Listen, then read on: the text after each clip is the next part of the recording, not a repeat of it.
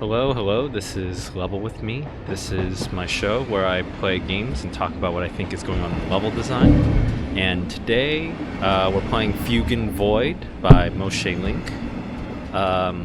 Today, my webcam is apparently on the fritz a little bit. It doesn't seem to be working, so you won't be graced with my beautiful face. Instead, it'll just be my voice and just pure immersion, I guess. So again, this is Fugue in Void. I thought this would be a good game to play after getting through Naissance, because Fugue in Void sort of represents a new generation of people, I guess, inspired by Naissance, kind of. I mean, that's the obvious inspiration here. But you also see that the Fugue in Void also has a lot of new, fresh material to bring to the table as well.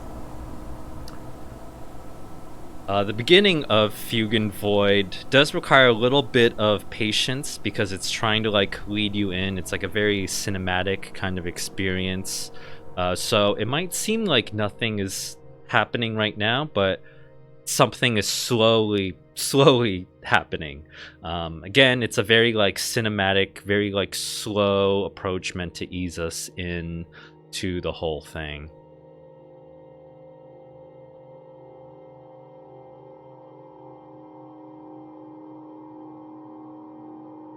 Well, while we're waiting, might help to talk a little bit about, well, I guess a fugue is like a temporary loss in consciousness or something like that. Or there's also the idea of a musical fugue. A musical fugue is, I don't really know. I just know it's like some kind of music term. Let me open up my browser window and Google this. Oh wait, no, that's interrupting the game. Oops. Okay, well, someone in the chat, feel free to Google fugue and enlighten me about what that exactly is. Oh, and now we're slowly zooming in. Very abstract introduction, right? Like, it's not really clear where we are or what's happening. We're clearly some kind of camera or being slowly hurtling towards some kind of object there. I'm trying to move my mouse, but that isn't doing anything. Keyboard doesn't do anything. So this is just pretty much a pure cutscene right now.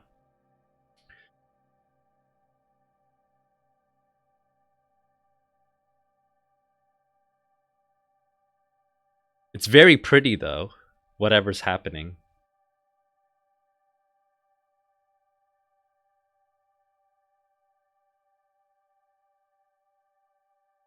And maybe I'll boost up the sound so you can hear. The sound design in this is very subtle, so.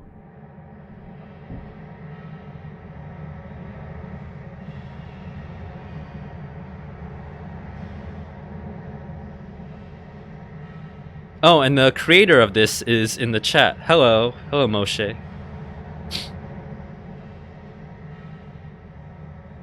Hopefully I'm not too mean in this. Or hopefully, no, I'm sure I'll just only have lovely, pleasant things to say. Oh, and now we're going through some kind of wormhole. We're warping into some dimension. Very Half-Life kind of gesture to have a first-person star field with all these particles sweeping past us. At least I associate that with Half-Life, or maybe Star Trek or Star Wars or something. Either way, it feels vaguely futuristic and sci-fi. Oh, now here we have some kind of fractal fountain thing going on. All these squares, all these square cube particles are being extruded into a pretty interesting pattern, actually.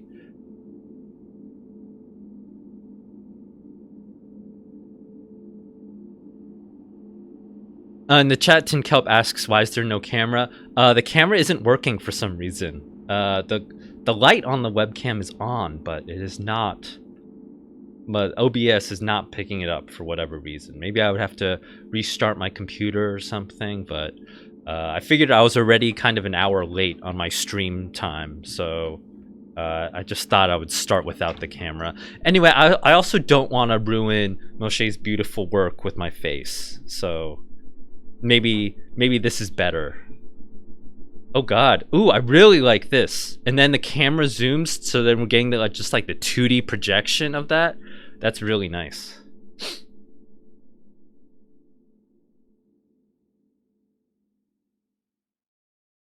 So that was almost kind of like a visual like joke, like a visual surprise. Feels very graphic designy.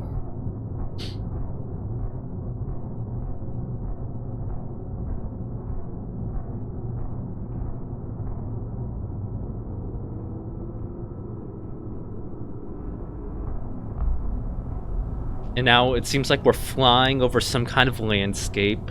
The warm fog in the distance seems to evoke like sunlight or maybe like sand. So I feel like we're in some kind of like mountainous, arid desert planet or something. And then we see all this like infrastructure, all these big metal pipes rising out of the sand. So again, that's kind of maybe like the brutalist industrial, that's like foregrounding the architectural tone for the rest of this episode. Oh, and all these little particles are streaming out. Oh, and then that was a person. As we zoomed in, there was a little person on that stairwell. Did you catch it? Maybe you did, maybe it didn't. So maybe that's like symbolizing the entrance we're doing right now.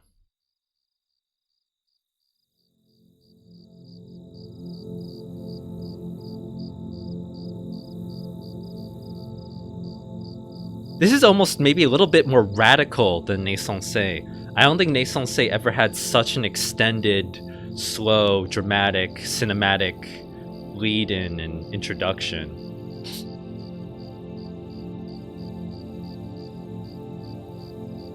And I talked a lot about this as I was streaming Naissance, how it was kind of this. It's known as like a very level designy walking sim architectural masterpiece kind of thing, but it's actually very gamey. There's a lot of like puzzle sequences and a lot of different there's also a lot of different like platforming sections, and you like die a lot in that game. Meanwhile, Fugue In Void, this is coming in, I believe it was released in 2018, I believe. So that's 4 years after Naissance. Naissance comes out in 2014, and now this is coming out in 2018. So if we're trying to like historically situate this game, this is kind of well into the walking sim era, having been established. So now there's kind of like an audience, I would say, or like people roughly know what walking sims are and probably don't contest them as much. Meanwhile, maybe when Dear Esther Remaster comes out in 2012, there's a lot of debate about, oh, is this a game or is this not a game? I think that debate has pretty much played out by now, and we won. We won that debate.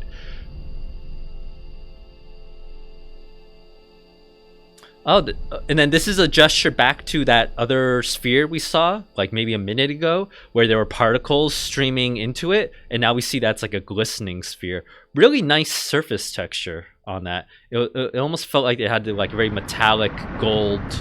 It's like fanciest Christmas ornament I've ever seen. Oh, is the cutscene over? Can I control anything? No, I can't control anything. Nice water asset. I'm liking it. That was kind of strange though. That whole like bridge or causeway just like popped out of the water. Kind of interesting to... Okay, now I'm controlling it. It was interesting to show that because that's almost kind of like anticlimactic. It's like a very sudden movement after all these like very slow, drawn in kind of things. But I guess you needed that little cutscene though where you're showing that we're actually walking on this big arched walkway. Because as you can see from here, walking on top of it, you can't really tell that we are walking on this arched structure, actually, or an aqueduct or something. I do feel like the HDR is a little bit too strong here. You might notice that if I look off in the distance, the floor becomes totally bloomed out. But if I look down, then I can make out the surface detail. But I guess that's maybe more like a personal kind of taste thing, where I think I usually don't put much HDR stuff in my games, personally. Oh gosh. So here we see a lot of... Here we're walking a giant concrete brutalist structure. Here's... Maybe this is my own computer problem here. You might notice these flickering artifacts. And you might notice near the edge of the screen, the shadow disappears. That's because you can clearly see this is a screen space ambient occlusion effect. And here you can see the limitations of a screen space ambient occlusion effect, where, you know, it's limited to your screen space, and it's just like a very vague approximation. So when you have very strong ambient occlusion, and the surface is not busy or mottled, like it's a very flat kind of texture, then you notice the shadowing artifacts a lot. But if, say, you're playing like Crysis 2 or something, then you won't notice the artifacts as much because there's so much busy geometry and texture detail going on. Anyway, let's walk up here. Noticeably, there is a run button. I think not all walking sims are in agreement about whether you should have a run button. Ooh, I like this. So at first it starts on this like very like concrete, very basic kind of note to walk back here.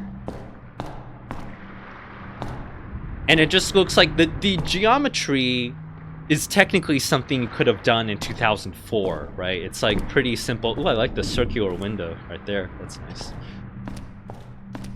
But then you walk here, and then you get all these interesting like hose structures, and then it almost feels like, yeah, this like alien infestation cybernetic trope that goes on in video games. So this is like a very technological, it's returning us back to these sci-fi roots now, reminding us about it. I guess I'm supposed to drop into this deep, inscrutable hole. Oh gosh, okay, now. Oh gosh, ooh, this is really nice. Good particles, good wormhole. And the sound effects were interesting. The sound design is usually...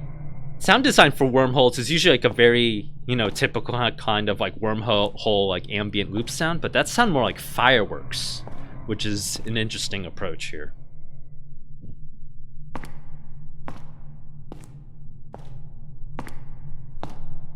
So now we're walking through this big chamber. I like these light fixtures. Reminds me of Dr. Strangelove, the big war room in Dr. Strangelove. It's like a big, gorgeous circular light fixture, or ring light, kind of like this. And what's nice about this is that it evokes these big circular holes. And when showing all these different ceiling holes, we're able to imagine a much larger like superstructure where all these different entrances and antechambers could be feeding into here. So already this is feeling like another like sewer or like collection viaduct kind of structure. And this is in line with a lot of what Naissance does, or Mirror's Edge, or a lot of like infrastructure concrete nerds like that kind of stuff. Oh, this is kind of interesting. Is this a button? Guess I have to walk on this button. Did I open something? Oh, I guess I opened that door.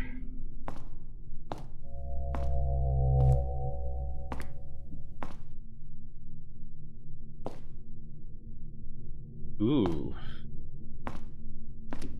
So I'll keep walking over here. Now I am in a little bit of a time crunch here. I technically have to teach at 4 p.m. That's like in about 30 or 40 minutes. I have to teach my level design class, actually. So I am gonna have to maybe rush a little bit more than I'd like to. But I'll still try to stop every now and then and admire the pipes and admire the concrete blocks. Oh, now we're playing with this pattern. Now we're putting the fixtures inside the holes, inside the ceiling holes. So we're seeing all these variations on a pattern. Oh, this is kind of interesting. So it's like a fake mirror room, where I assumed that this was meant to be a kind of mirror, and then it turned out to be like a U-turn. Interesting use of symmetry here. Again, ignore the ambient occlusion artifacts. Maybe that's just my computer. I don't know. Although I'm pretty sure it's using my discrete GeForce card. It should look nicer than this. Oh well. Oh gosh.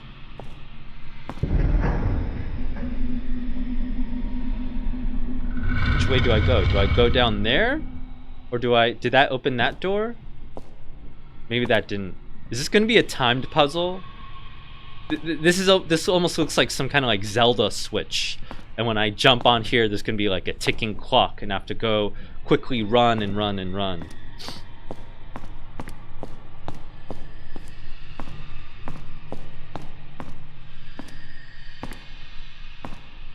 Ooh, you can tell this. Oh, really weird ambient occlusion going on there, but guess it can't be helped.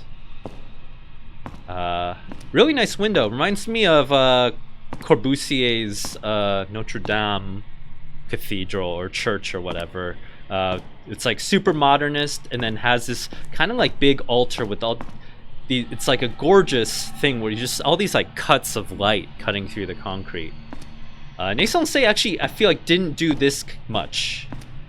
This kind of thing where you're cutting into the concrete and it's just like a volume of light shining through.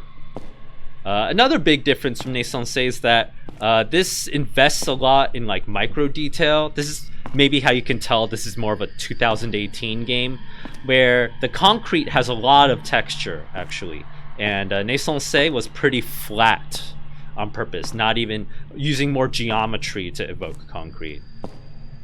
But here there's a concrete use of it, but also, oh, that door's shut.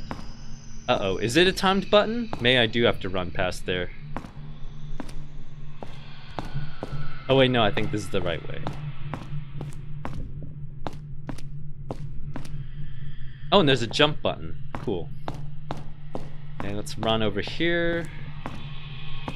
This is super interesting. This reminds me of Thief.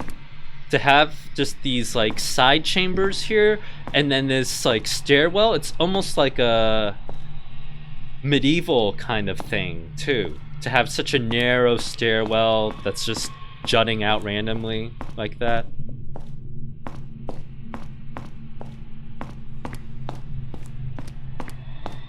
Anything over here? Nah, that's just a little nook. Oh, now we're doing like kind of this loop back where looking over the big structure that we used to be down there. Okay, that opened something. I don't know what that opened though. I guess I have to go in a circle now. Okay, here's the other button. So it is making use of the symmetry here. Can I jump up here? Would have been cool if I could have jumped up there. Oh well, it's okay. I guess I heard the sound down there, so maybe when I activated those two key buttons, those two floor buttons and switches, I have to rush back to that main chamber now. Wait, how do I... Oh, right here.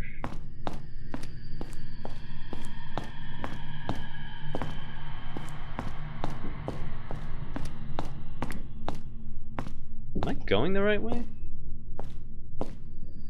Was that always there? Okay, let's rush back here. Is this section still locked? Yeah, I didn't unlock that. Let's rush back. Oh yeah, sure enough, the door here is open now. So this game still seems like it keeps a lot of video game kind of tropes. Oh. Like, press the floor switches to activate the door. Pretty risky to not show the player's progress, though. Like, if that was in Portal, you'd see these big signs. Ooh. You'd see these big signs showing you that you activated the switch and how many switches you have remaining. There, it was, like, pretty ambiguous. Like, you kind of have to just rely on this hunch that because there's a symmetrical floor plan, you should go over to the other side and activate the switch on the other side. Good thing there's no floor damage.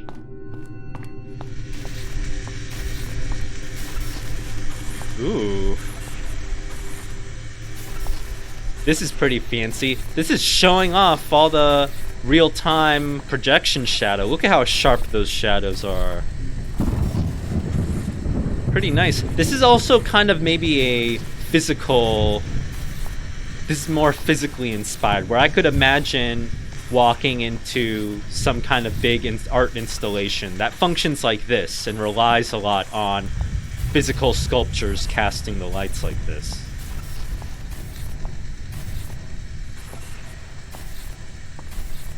It also reminds me a little bit of Naissance flickering sections, where you're like flickering between different dimensions or flickering between different lights. Oh, I solved the maze. First try, look at that. Okay, let's head into the light. Again, we see this lovely pattern here. Maybe those lights kind of signal like section breaks. They're kind of like chapter headings. Now, I think last time, I've actually beta tested this game a long time ago. And I remember when I beta tested it, I think I walked into this sculpture and then got stuck and then couldn't progress. So I'm not going to walk into that sculpture. But maybe, I guess the basic feedback here would be to make sure you're not using the complex mesh colliders here in Unity. You should maybe turn these into box colliders or just use a convex mesh collider instead to prevent dumb people like me from getting stuck in cool looking sculptures like this. Anyway, let's activate this switch. I don't know what that activated though. Oh, did it open this door? Is this a door that I just opened? Oh, I have no idea. Or is this a door that I opened?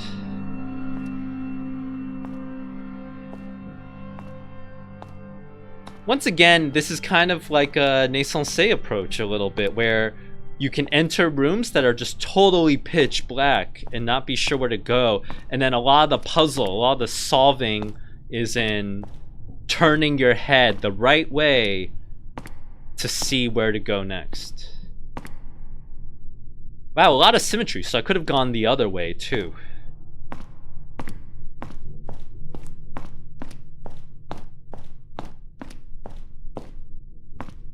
Now we're here. Another big chamber. I'm also kind of getting Halo vibes a little bit from this too. This is like a very 90s thing to have, a 90s level design thing, to like model a big fluorescent, wall-mounted like fluorescent rod like this, especially on a column, to mirror the shape of the column and emphasize the verticality.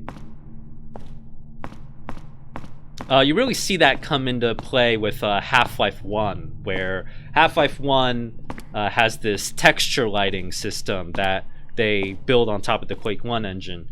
And texture lighting is in Half-Life 1 is one of the first cases where it's like a really useful tool for level designers. It's not really thinking about what's good for the game engine or what's efficient in terms of like engineering. It's more like what would be convenient for a level designer. And what would be convenient for a level designer is if you could just paint a light texture and then light automatically comes out of it.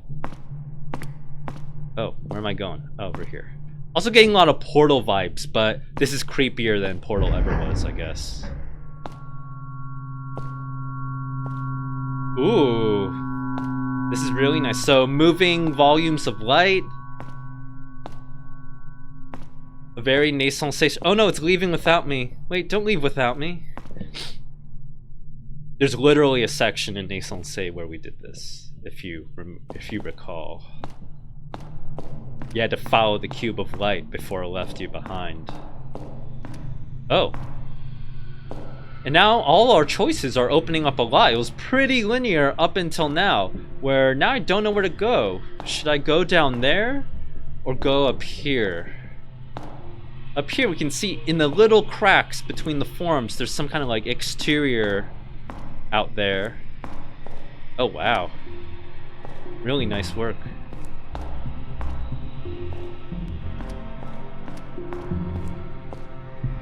I can't crouch, unfortunately, so I can't duck my head into there.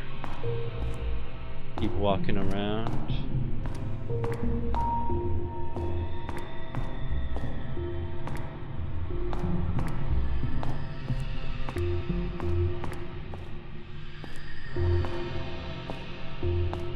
Oh wow, now I'm really high up.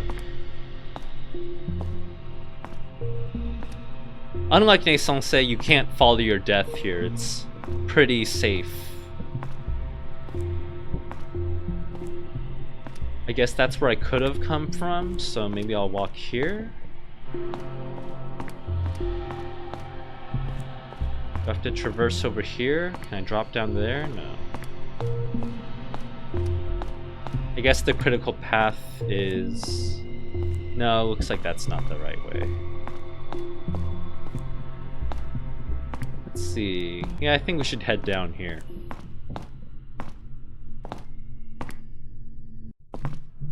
Oh, that was a level change, I guess? That was kind of strange, though. But I guess you want your level transition room to be really dark so that it's easier. Oh my god, that looks really scary. Okay, let's walk in. I will say Fugue In Void does seem to have a much freer relationship with color. You'll recall in Nascent Say we didn't get any color, really, until pretty much the ending chapters. Meanwhile here, we're getting this cool... God, what is this? This is like... Are these particles being stretched? Or maybe it's just an animated texture. Oh gosh. What's happening? All the lights went off. Uh-oh. Am I in trouble? Oh, whoa. Oh, this is really intense. If you have that phobia of, like, pointy things, this is really intense. Oh my god. Oh my god. Look at all these spikes. Oh my god. Are they all just, like, pointing at me? Oh my god. I don't know what's happening. Whoa. Okay. That was pretty good. I kind of wish that wasn't just like a brief vignette cutscene. I wish we could have spent a little bit longer. I wish we could have dwelled in there. I liked the optical illusion of all that. A little bit more shadow play here. I can't move. This is a cutscene, by the way. Oh, wait.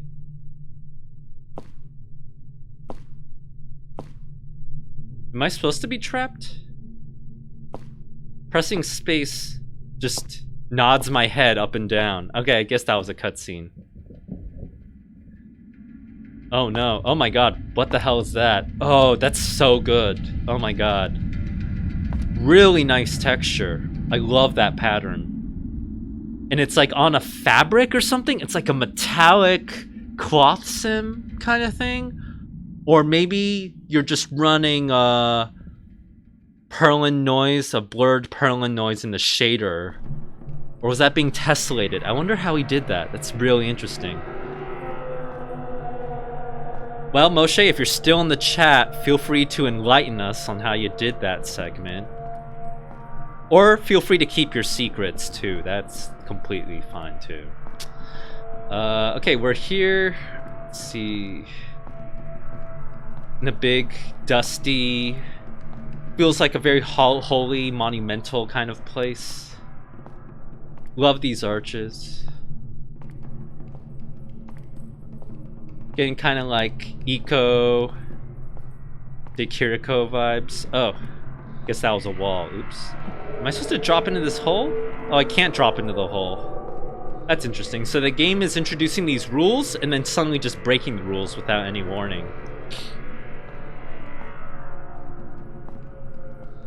Maybe it owes nothing to us as a player. Oh my god, what the heck is that? Okay, if you're light sensitive, you might want to watch out for this segment. There's a little bit of flickering going on right here. I mean, it's really cool. It's like a ghost, very Twin Peaks kind of thing, actually. Oh my god. Oh, Moshe's mentioned in the chat that that undulating metal fabric thing was a normal map texture on a interactive cloth in Unity. Oh man, this is really intense. Really like this. Oh man, what is that? That's just like a line renderer, maybe? Or is that a mesh? I mean, was that a line renderer with like a cube moving along random positions? And now we're in a new segment, back in this like light flickering wormhole area. Very glistening, very gold, metallic. I do like the mix of materials here, where sometimes it's like a very dry concrete, very dry and very rough surfaces. And then sometimes we get into like very glistening, glittery areas where it's like feels like more like a wet kind of metal. So a lot more, very playful with the textures here. Much more than Naissance was, which is more focused on geometry, I felt like. Okay, I'm just walking down here, my own volition. I think I'm doing the right thing. I think I just got teleported to the next vignette. This is also like a very much of like a music video approach. This is just like an hour-long music video, I guess, where the segments aren't very continuous. Like the game is constantly teleporting us to different positions. Oh, and I can jump and move very slowly, and I also turn very slowly. I guess it's a very low time scale, maybe. That was almost like a glittering forest. I wish I could have spent more time in that place too. On one hand, it's kind of cool that it can warp us between all these different rooms and segments. But on the other hand, oh, the footstep texture has changed. It's like we're walking on like snow or something? Or gravel? Not really clear. Oh, but now we're walking on concrete and the footstep sound is the same. That's a little bit strange. Moshe, you should just raycast down and then get the tag of the surface we're hitting so you can have two different footstep sounds. Or maybe it's sand, but also the texture doesn't look that much like sand. It looks a little bit too like crusty. I don't know.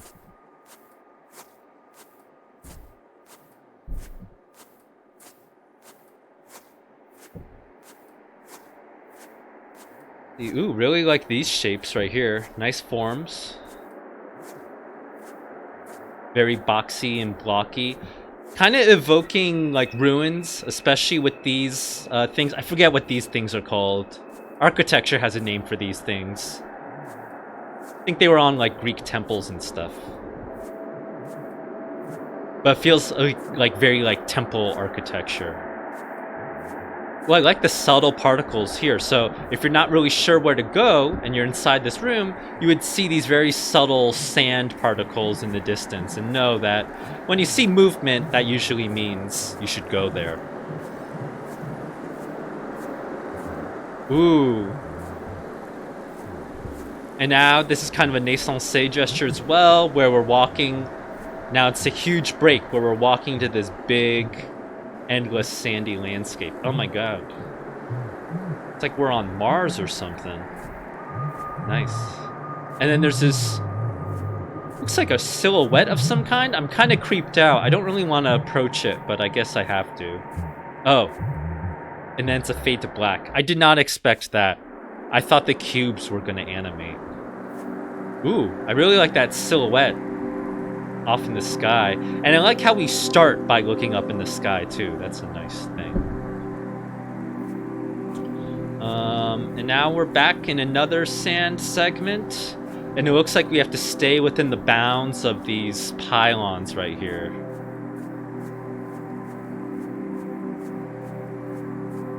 The sand texture, I think, could still be a little bit better, honestly. It almost looks like it's been, like, high-passed too much. I don't know. But as long as you don't look at it too closely, it does evoke sand well enough, I think. But also, games like Journey have just ruined sand for every other game, where it's like, now I expect all sand to be deformable, expecting all sand to be glittering, and it's hard to do all that shader stuff.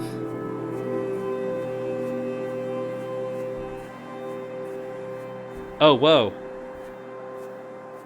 Ooh, I really like this. It almost looks like it's a sun, or it looks like it's a giant sphere megastructure being held up by some stilts right there, by those supports on the left and right. Oh, I think it's evoking some famous buildings. I know there's some famous buildings, some very famous examples of monumental architecture, where it's a giant globe being bracketed by more rectilinear forms. Oh man, and there's like all these creepy birds coming out of it. Oh my god, that's...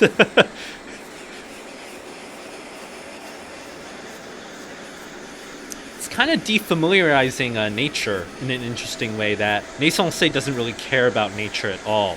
But here, wildlife exists, and it's scary, and it's going to kill us all. Oh my god. Very scary. Now, I'm not going to bother walking off into that skybox because I feel like I'm not supposed to. It feels too far. Oh, whoa. What was that? You see that black cube just like hyperspace into the skybox? Wonder what that was about. Again, we see more light sculpture. These look like... They almost kind of look like Chinese characters or look like kanji. This one on the left and right kind of do, but then they also don't really look like kanji, so it's not really clear what's going on here. Oh, and then now it's just the brief time we could spend there. Okay.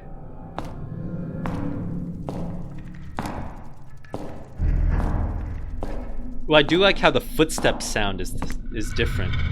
Good attention to the footstep sounds, or good DSP, I guess. Oh, did I miss something? Oh, I missed the stairs over here. Oh, whoa. Oh, that's creepy.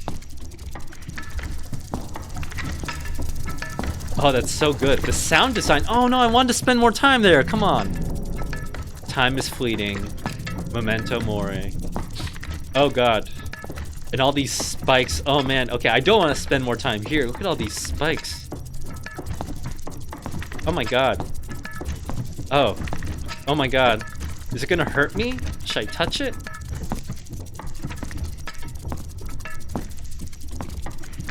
Very prickly demeanor here.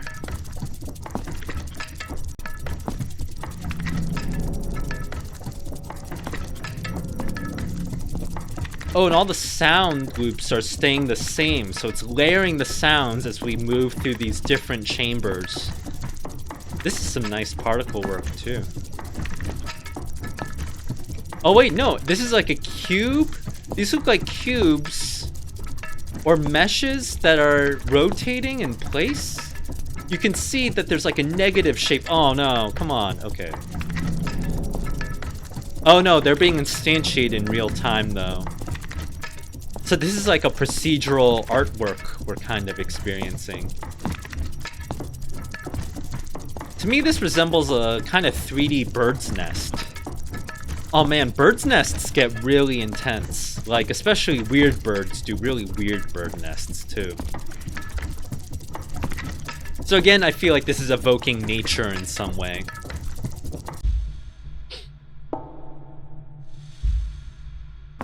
Oh, now we're back to, like, the rotating rings. Oh my god. This feels kind of sexual to me. Like... all these overlapping rings. I don't know, I can't explain it. Or maybe I have a ring fetish? I don't know. You heard it here first, folks.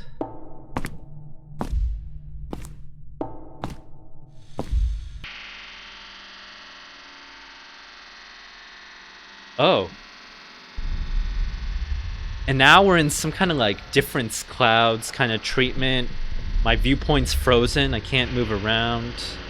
So we're just going to be watching these very toxic looking clouds. That does not look good. That is a super fun sight right there. That please just send the EPA in here and clean that up. Oh. And our alarm clock just woke us up, or we're getting a call? We're getting some kind of futuristic call. Oh, it turns out we were dreaming all along, and now in VR, in our virtual reality helmet chamber. Kind of a Brazil kind of gesture there. Although Terry Gilliam recently did something bad. Is Terry Gilliam a Nazi or something? He recently said something really weird or bad. I don't remember. Oh, what's up there? I like these fan unit designs. This is kind of nice. Kind of a whirlpool. Totally impractical, but I love it. Oh, and these are all the scenes we were in. So these are all the different photos. Here are all our memories.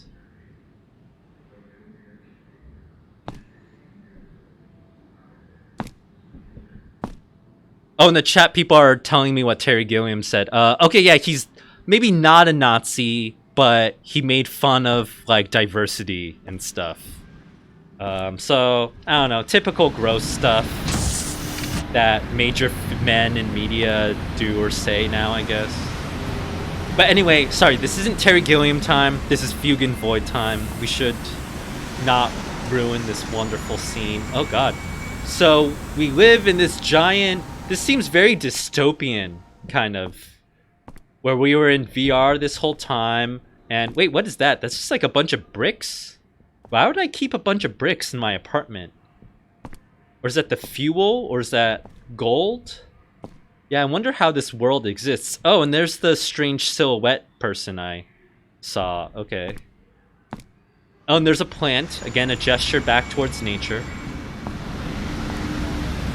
Yeah, maybe those are the VR cartridges we saw. All those copper bricks are the VR cartridges. And now we're back in this giant city. I would say it feels dystopian, partly because, I don't know, it's just so noisy. It's not really dreamlike. It feels like very hazy and foggy in a way that's evoking Blade Runner, which is definitely like a cyberpunk dystopian kind of thing.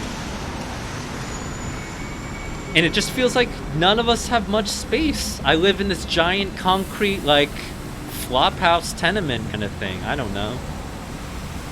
And we're just so high up. We're totally disconnected from the world and society.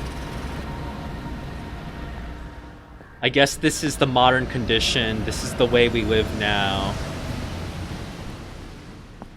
If you live in, like, Shenzhen, China, that's maybe what you'd see at night anyway.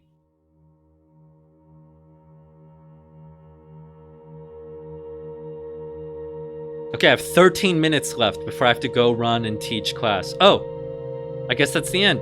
4A. I wonder who A is or was. Well, I guess we'll never know. Oh well. Well, that was Fugue In Void. I think I would have gone slower if I had more time. And if you do try this out yourself, I do encourage you to take more of your time and admire the scenery a little bit. But all in all, really nice sequences there. Really good use of really nice shadow play. I like how it sets up these patterns and then breaks them up. The reveal is... I think I like the reveal. It does feel a little bit heavy-handed to rely, I think, on a lot of urban cyberpunk tropes. And then, especially near the end, where we walked out into the hallway from the balcony, and then I was just trapped and I couldn't continue with these big vertical bars. I feel like maybe you could have been more subtle than that. Like, I feel like the nature of confinement and prisons these days, you don't need bars to feel imprisoned, right? We feel imprisoned and trapped in all these other ways too. Oh, and in the chat, Moshe says, taking your feedback and putting it into Neon Entropy. So that's the next one. That's the maybe a sequel, maybe not a sequel, but that's the next installment from this same developer. So if you liked this, definitely try out Neon Entropy and keep your eyes out for that. It'll probably be more of this and even better. Can't wait to try it out. Anyway, that's the ending. I guess it's gonna spit us out or kick me back to the desktop soon. So in the meantime, thanks for watching, and I think I have to go prep for class now. So I guess catch y'all later. Thanks for watching and have a good rest of your day. Oh, I have to press escape. I have to press Alt F4 to quit. The game won't boot me out. Okay, very interesting. Okay, well, I'm gonna boot everyone in this channel now out, unfortunately. Anyway, bye. Next week, maybe we'll try one more short architectural focused kind of game, and then maybe after that I'll try to start another big long AAA thing and see what happens. Anyway, thanks for watching, everyone. Bye.